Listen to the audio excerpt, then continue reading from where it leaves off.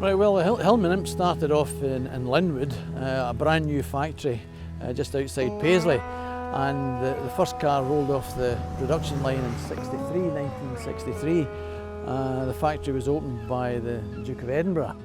Round about the Suez crisis, petrol was at a premium, and most manufacturers wanted a small car, an economical car, and obviously the first off the block was the Mini, but Roots, they were slightly more conservative, and they waited a wee bit longer, and eventually after a few years they designed the Imp.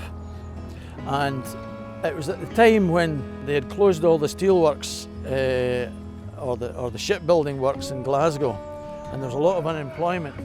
So politically it was an ideal place to build a car factory. I've created this car as the car I wanted when I was young. I'm 72 years old now, but when I was 19, 20, the Imp was my second car. But I always looked at the competition cars, the mini light wheels, the disc brakes, and of all things, the sport engine cover. And that's the things I wanted, but at that age I just couldn't afford it. So in latter life this came to my way, and I've slowly converted it to the car it is just now. The seats, for example, they were my original seats way back in '69. I took the car to Spain in them. We got them fitted into this car, and it's the car. It's not standard in any way. It's not, but it's the car I wanted when I was in my 20s. This is a 1968 Hillman Imp Super.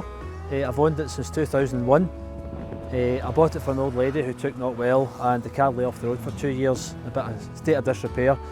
So I promised to take the car away for a nominal fee, fix it up, take it back and give her a ride in it, which I did. She was over the moon. Since then I've been using it back and forth to work, doing auto tests, amateur rallies, things like that. In 2018 we took the car over to Monte Carlo, and the Monte Carlo Historique. It was a great event, so we got there and back with no problems whatsoever. A lot of time and a lot of effort, but it was worth every minute of it, you know. I'll keep this forever. I say I've had it all this time, enjoy the car, I know every nut and bolt on it, sort of thing. My dad worked at the factory where they were made, so one summer my dad organised me a wee Imp to work on over the summer, and from there I've had dozens of Imps and quite a few clans. This is a 1974 Clan Crusader, which is basically it's an Imp with a GRP body really.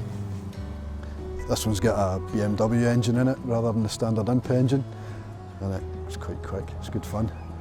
You go for it. I think people are always amazed at the driving and don't trailer them, but they were built to be used.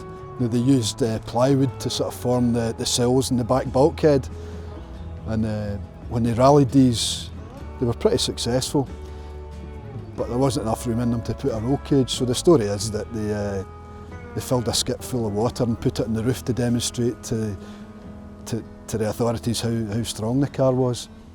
But I wouldn't fancy doing that. Well, this is my Hillman Imp. This is affectionately known as Doris. It's called Doris because the lady I bought it for was called Doris, and she bought it from brand new. And I'm the second owner.